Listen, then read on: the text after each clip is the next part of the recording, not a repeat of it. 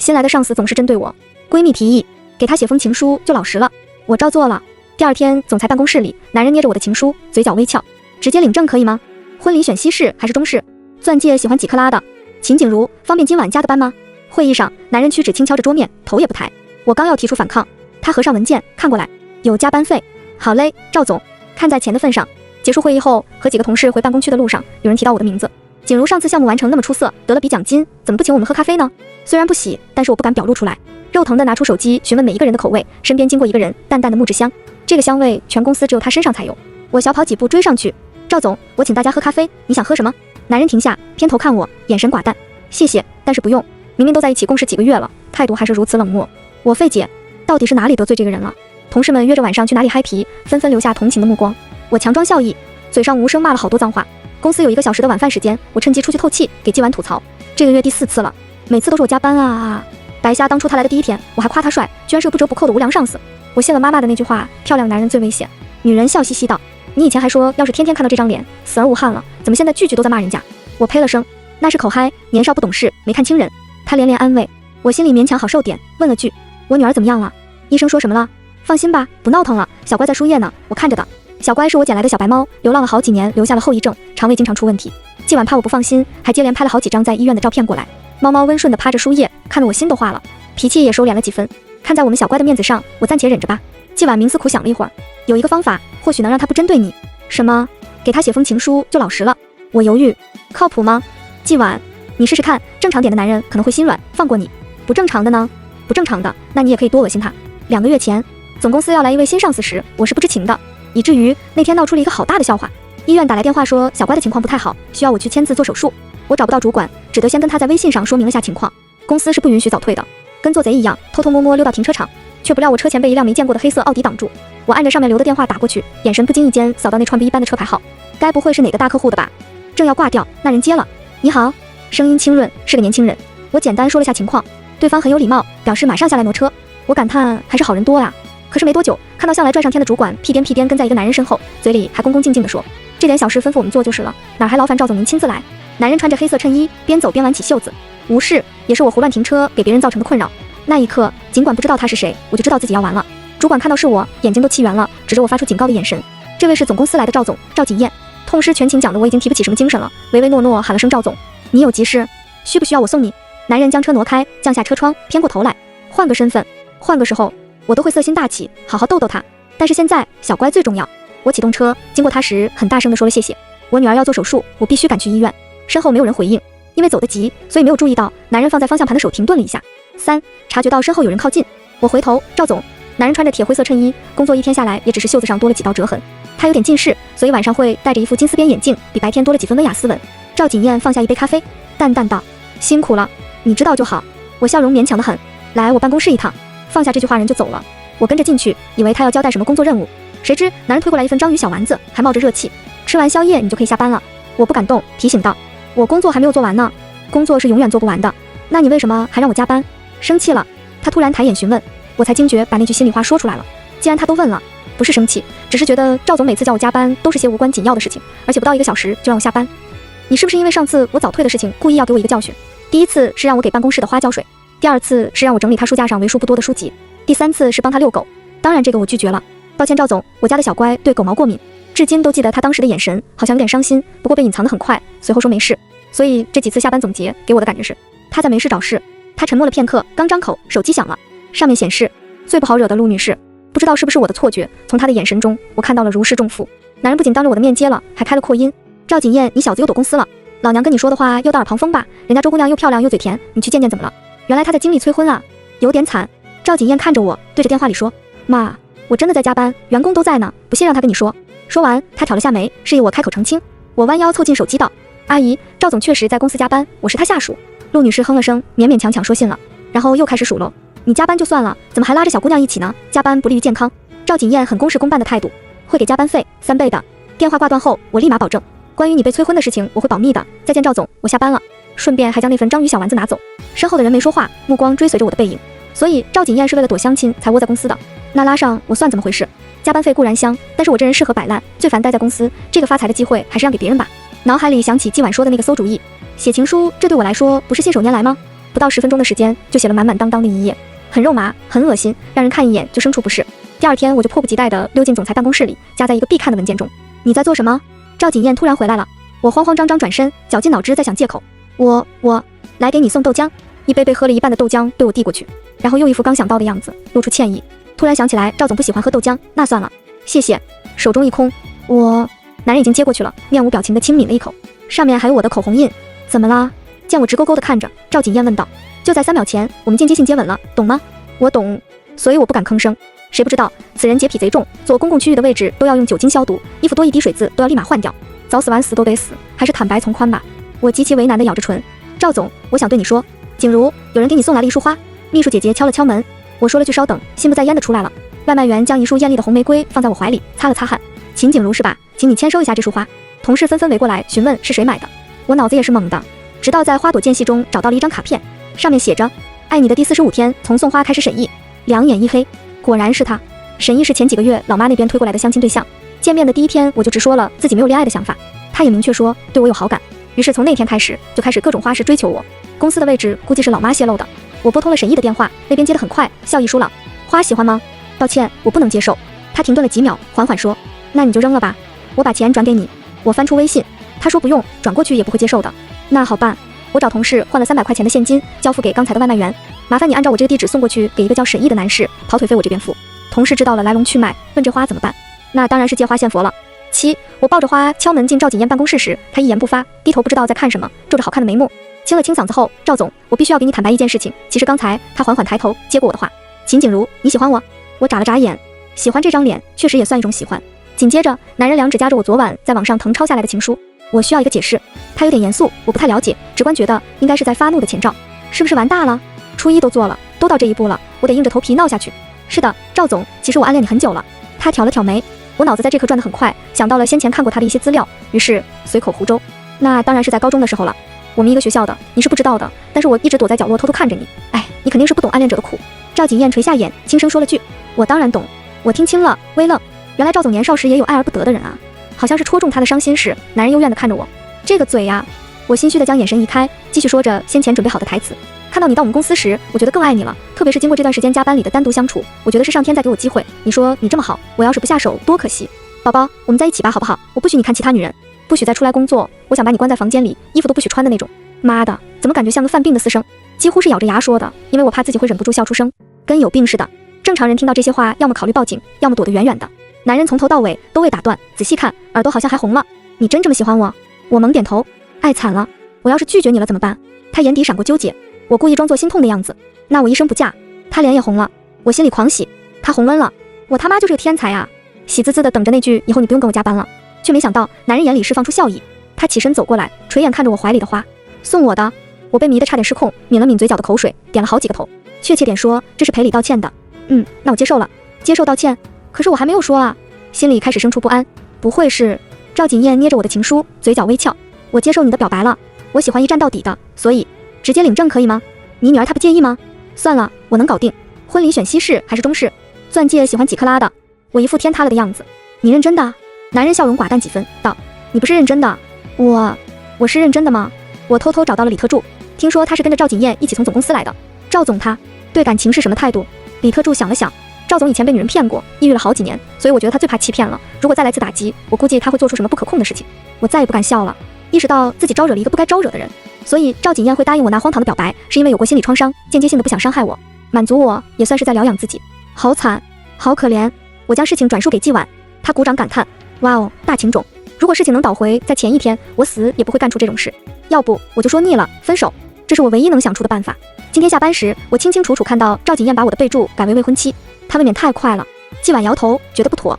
你说自己是高中时候暗恋他，才不到1天就提分手，他是个人，不是个傻子。OK， 他招手让我坐近点。90%的男生都会比女生先褪去新鲜感，你使劲黏他，缠他，让他没有私人空间，除非有例外，不然他绝对先受不了提出分手。说做就做。晚上12点，我掐着点给赵锦燕打电话过去。李特助说他这个人做什么事都准时，这个点正是他熟睡的时候。铃声响了5秒，他没开口，只有略沉的呼吸声。我有点想打退堂鼓了。你睡了吗？还没。怎么了？脾气真好，都这样了还不生气？没事，就是太久没有见你了，太想你了，就忍不住打电话听听你的声音。我扣着手心，说得十分为难。他沉默了一瞬，就在我想着要不算了吧，手机里传来轻慢慵懒的笑声。秦景如，你就这么喜欢我呀？我乘胜追击，那当然啊，要不是机会不允许，恨不得一天24小时都跟你在一起。你为什么不说想我？电话为什么不秒接？是不是跟其他女人在一起？是不是我不找你，你就不找我了？才一天就反感了，你果然不爱我。下一句该是我顺嘴说出我们分手吧。男人那边有掀开被子的声音，那我们同居吧？这是什么话？又不按剧本走。我火速把电话挂了。第二天上班，工位上就有一份热腾腾的早餐，上面还有纸条贴着，我做的，希望你喜欢。赵锦燕的字迹。隔壁的同事好奇地伸头来看，我惊慌失措地将纸条捏成团吞下。景如你就这么饿，不要命了？我气鼓鼓地道，你懂什么？我真是太爱我男朋友了，不允许任何人看到他的痕迹，吃到肚子里才放心。其实是怕他发现是赵锦燕送的。不到1分钟，那个熟悉的电话响起，我像偷情一样接起。赵总，来办公室。冷冰冰的语气，我硬气地说不去。他在手机里喊着我的名字，你是不要命还是3岁小孩吃纸条？你是不会明白我们病娇的嗜好的。男人愣住，什么？这是我昨晚做功课的。现实生活里没几个人能忍受病娇，赵锦燕也不可能会是例外。我恶狠狠地威胁他，我会每天时间你，呵呵，你敢远离我就杀了你。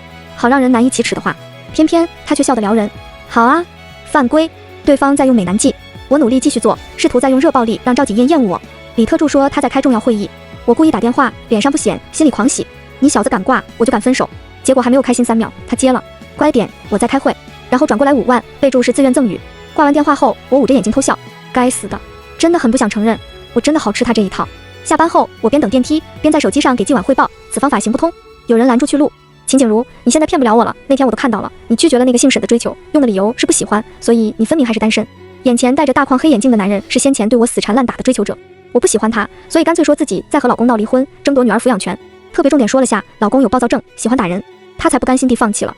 后来觉得这个借口真好，能阻挡一些职场骚扰，所以干脆一直立着这个人设。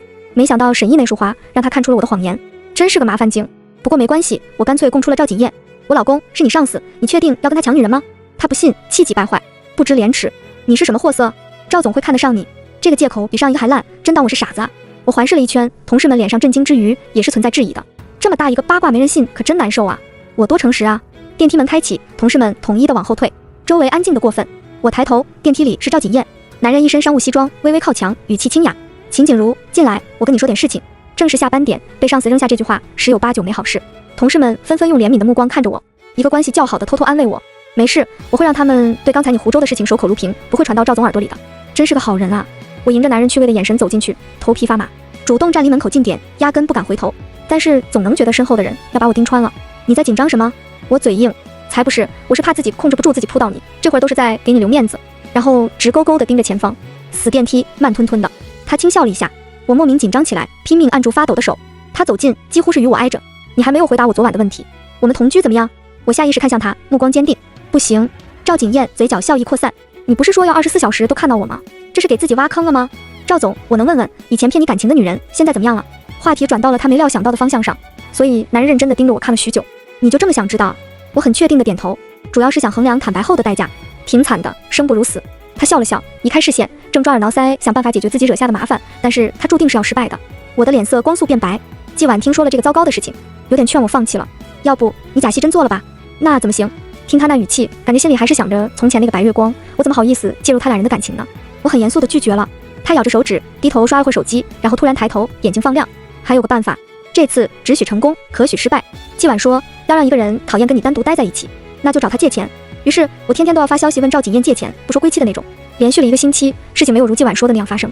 他有点不信邪，不应该啊，反正换作是我，再爱的男人，天天哭穷借钱，早就拉黑闪人了。我也苦恼。是啊，我天天问他要1000，他连问都不问，直接转过来了，还很好心的询问够不够。太感动了。不说这句话还好，刚说完这句话，季晚气急败坏骂了句笨蛋。他这么有钱，你就要1000，就跟人家买瓶水似的，你该多要多少？他比划出5根手指。我5000，不5万。为了终止这个荒唐的恋爱，我犹豫了几个小时，试探着编辑了条消息。我要5万，你看着办吧。男人直接转账过来了。好，就真的不问问？他敢给我都不敢用。持续到第3天的时候，事情已经发展到我还没有发消息，钱就转过来了。我忍无可忍，离开工位，捧着手机跑到赵锦燕桌前。他在开一个网上国际会议，用眼神发出疑惑，问我的来意。我比出了手势，表示等一会儿。他点了点头。男人说的是法语，声音又酥又正，很动听。我想，要是赵锦燕失业了，一定极力推荐他去做声优。不知道对面说了什么，男人突然抬眸看过来，挑了挑眉，单笑说了句我听不懂的法语。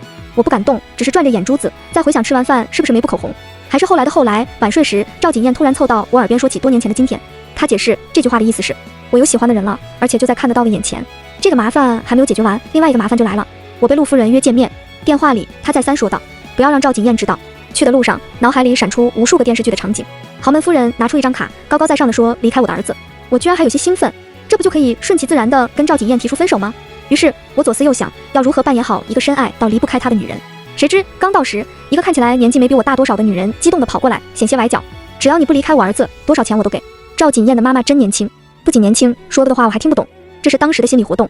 我试图在她面前抹黑自己的形象。阿姨，我对你儿子死缠烂打，手段恶劣，很上不得台面。她乐呵呵摆手，那小子居然有这个待遇，也是有福了。我坚持不懈地说，我背后经常骂他偷拍跟踪，就是变态那种，你懂吗？陆夫人有被吓到，愣愣的点头。我虽然不大懂，还是理解，你们年轻人真会玩。不管用，那说实话吧。5分钟过去了，桌上的茶水渐渐冷却，对面的女人交握的双手迟迟不动。我忐忑喊了声陆夫人，她叹了口气，锦燕感情上受过伤，以至于每次我催她相亲时，她不是逃避，就是说干脆找个男人让我死心。所以当我得知她有个女朋友后，内心是真的很高兴。我能看得出来，你应该是没有那么喜欢她。不过我恳求你多陪陪她。我犹豫道，阿姨，万一她发现？她抬了下下巴，略有遗憾地说，已经发现了。转身是面无表情的赵锦燕。那一刻，我已经在想辞职信怎么写了。安静的咖啡厅里，默人说话，我只能无措地搅拌着杯中的咖啡。赵锦燕摘掉了眼镜，表情很冷。没有什么话要对我说吗？这次我能听得出来，她真的生气了。对不起，是我欺骗了你的感情。我发誓，此时此刻的态度特别诚恳。可是她好像不吃这套，反而更生气了。第2次了，秦景如，你用着同样的招式捉弄了我2次了。我被数落的脑袋一片空白。什么第2次？我跟他以前见过，8年前明德一中，你给我写了情书，在男厕门口塞给我的。男人说这句话时咬牙切齿，我紧张麻了，努力在想8年前做的囧事。有这回事吗？年少时意外落水，留下了后遗症，记忆时好时坏。见我真的没印象，他沮丧的要死。气氛更冷了，我也不敢动。赵锦燕扭过脸，用手背擦了下眼睛，又装作无事，起身冷声道，算了。人都走好久了，我还愣在原地。如果没有看错的话，他刚才是哭了。写情书？有啊，那会儿你不是喜欢那个校霸，喜欢的要死，学着小说里救赎女主的劲儿，3天2头给他写情书啊，送盒饭，去广播站为他放情歌，挺风光的。季晚的这些话瞬间点醒了我。年少不懂事，喜欢上一个学习不好，一天到晚就喜欢招惹是非的校霸，打心眼里觉得那种好学习的书呆子没劲儿。校霸虽然混，但是帅得一塌糊涂啊，所以我也追得死心塌地，却没想到他一直把我当猴耍，还当着新交的女友面前讽刺我是最持久的舔狗。我当时那个脾气可没现在好，直接没忍住。傻蛋儿，你不会以为我就喜欢你一个吧？不是吧，不是吧？我打开书包，将里面还没有送出去的10几封情书，当着他气急败坏的表情，给男厕的每一个男生都递了一封。不过当然，挑的都是好看的，其中一个贼帅，帅惨了。我经常能看到他是在光荣榜上，可惜当时我最不喜欢的是高冷人设，所以连名字都没有留意。后来一次运动会上中暑晕倒，视线朦胧间，我被人抱着狂奔向医务室。他心跳如鼓，白衬衣上有淡淡的木质香，莫名的让人安心。我可能是被晒糊涂了，随口来句：“我们是不是见过？救命之恩难以报答，我可以帮你写1个月作业，你觉得呢？”腰间的那只手略微缩紧，少年一言不发将我放在病床后，临走时丢下一句：“我觉得不怎么样。”好高冷，我只能遗憾地闭上眼。现在回想起来，那张脸，身上独特的香味，说话的语气，不久和8年后的赵锦燕重合了吗？我给赵锦燕发了消息，也不知道是故意没回，还是真没看到。半天过去了，没有得到回应。今天周末，想着还是明天再去找他问清楚。医院打来电话说小乖可以出院了，总算是来件好事了。沈毅将猫抱给我，眉眼带笑。我以为你不会来呢。他是这家宠物医院的院长，医术了得，这也是为什么我能忍受到现在都没删他微信。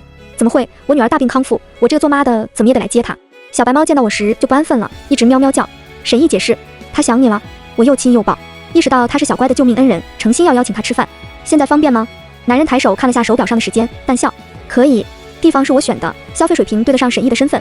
刚入座，男人就提到了我妈。阿姨前阵子还跟我通话，说让我照顾你。我呵呵笑，你别搭理他，改天我会劝说他。你这么忙，怎么好一直麻烦你？不麻烦。他看着我，我心甘情愿。突然，不远处响起玻璃破碎的声音，适应声道歉，对不起，先生，您有没有被烫到？我循声看去，和站在餐厅中央的赵锦燕不期然对上视线，她表情十分不好。适应声提出要赔偿她身上的西装，不用，是我站在这里妨碍了你的工作，跟你没关系。男人轻轻拍掉身上的水渍，然后抬脚，头也不回地走了。我对沈毅说了抱歉，起身追出去。前面的人走得很快，任凭我怎么喊，就是不停忍。赵锦燕，这是我第一次叫她的名字。男人顿足，缓缓转身，我跑得喘着气。他气定神闲地站在那里，单手拎着西装外套，眼底一片潮意。你把他扔下来追我，就不怕他生气？一天没见而已，这人完全变了个样。我走近，深吸一口气，我记起来了。赵锦燕脸上的表情淡下来，那又如何？好吧，他还在生气，我不知道怎么哄人，只能脑子里想到什么就说什么。我也不知道该不该说抱歉，没想起来你，不过还是要说声谢谢，当时救了我这个狗命。秦景如，我对你说的这些话不感兴趣，你还是回去陪他吧，我走了。他变得很冷漠，转身就要走。情急之下，我直接拉住他的手，很用力的那种。那年欺骗你感情的人真的是我吗？是我的原因才造成你有情感障碍吗？他在挣脱我的手，不回头地说：“放开我！8年前你就喜欢我，是不是？”男人停下动作，身子僵硬，声音很冷：“有意思吗？”我没明白。什么？手被人反握住，他将我拉至身前，腰间被圈得死死的。有意思吗？秦景如。赵锦燕一字一句重复，眼底有莫大的愤怒。你就非要听到我回答什么？是，我喜欢你，8年前就开始了。来这个公司也是为了你。重逢的那天，我装得好好的，见到你的时候就装不下去了，很想跟你说话，跟你说我真的放不下你。满意了吗？这里是光线不太好的树荫下，只有灰蒙蒙的路灯，有一缕光落在他眼睛里。我看到了失控、无助、委屈。我突然害怕看到这样的眼神，这是爱人的眼神。赵锦燕垂下眼，语气失落。那年你一声不吭的转学了，跟所有人都道了别，唯独没有我。8年，我催眠自己忘记你，不要去找你，但是我真的忘不掉。他们所有人都说我是生病了，我觉得不是，我只是太想你了。他俯下身，额头抵着我的额头，低温凉的泪水落在我脸上。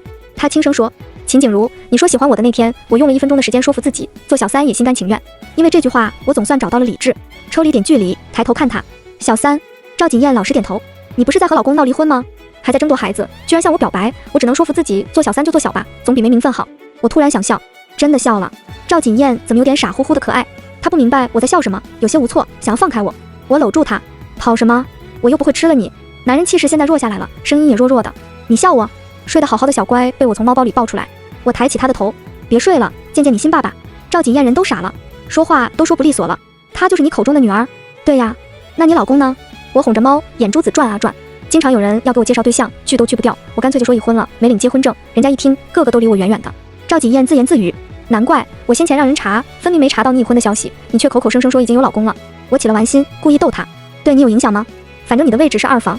事情说开了，男人扫去了那股颓米气，轻捏着我的脸，想得美，你这辈子只准有我。小乖象征性嗷呜了一声。周伟前几天找你借钱没有？隔桌的同事跟我聊天，我想了老半天，这人是谁？不是吧，人家追了你这么久，前几天还在电梯口缠着你，你居然不知道他名字？哦，前几天发癫的那个男人啊。我疑惑，没啊，怎么了？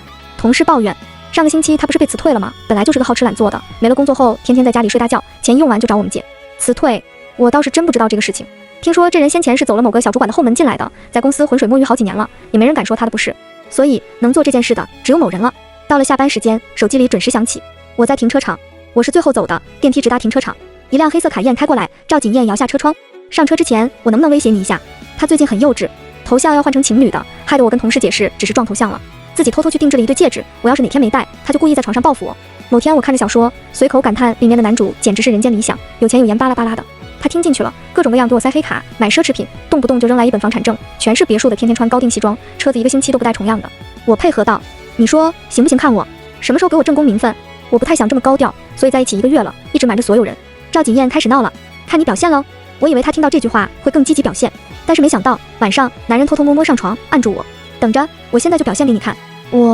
你就这样曲解这句话的？窗外渐亮，我被折腾得睡不着。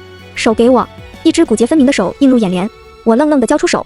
他拿出1个月白色的玉镯套进我手腕里，解释说我家的传家宝，好好带着，看起来好贵，我不能要。我试探着想摘下，男人自然而然牵住我的手，食指严密无缝，语气不容拒绝的那种。秦景如，你没有选择，求婚的事情我是知道的。实在是，赵锦燕的样子太明显了。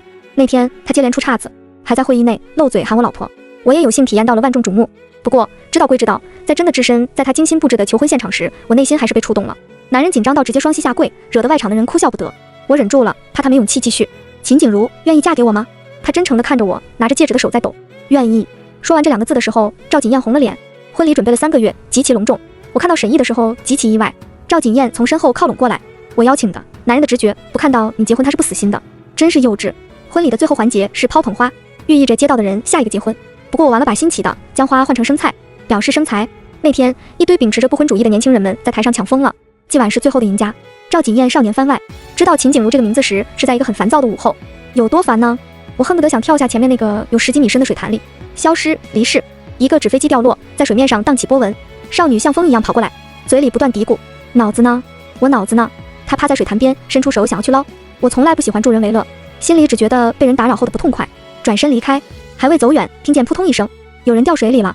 他喊了几声救命，水很快淹没了他的头顶。深不见底的水潭里只冒出越来越小的泡泡。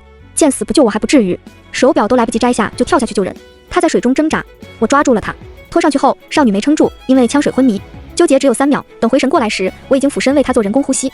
初吻就给了眼前这个陌生人。学校来人时，我只来得及瞄了眼他胸前的校园勋章。秦景如。记住他的时候是在男厕所门口，他将手中的情书递给我。眨着大大的眼睛，歪头。我喜欢你，送给你。我才不信，他连我是谁都不知道。我勉为其难地收下，看看他到底想做什么。第二天，他从我面前路过，只顾着跟朋友说笑。第三天，在食堂，他踩到了我，回头弯腰说了声对不起，然后眼睛直勾勾地看着那些饭菜。第四天，听说他又物色了个对象，跟在屁股后面追。呵，渣女，我这辈子都不想跟他说话。运动会上，他是啦啦队的领舞，特别惹眼，穿着很短的裙子，腿白的晃眼。他突然看过来，笑得很乖，唇边陷进一个梨窝。我心跳难以自控，浑身不敢动弹。该怎么形容那种感觉呢？我谁也没敢说。从那天开始，我好像喜欢上秦景如了，喜欢上这个不爱负责的坏女人。他晕倒的那刻，我慌死了，用着平生最快的速度，心里期盼他不要出事。偏偏他还有闲心情说些无聊话，我也才明白，他一直不记得我。逃出医务室后，我站在走廊上，缓缓松开手心，是一枚校园勋章，上面刻着名字秦景如。他不记得我，可是我不想忘记他，我想要偷偷留下点什么。全文完。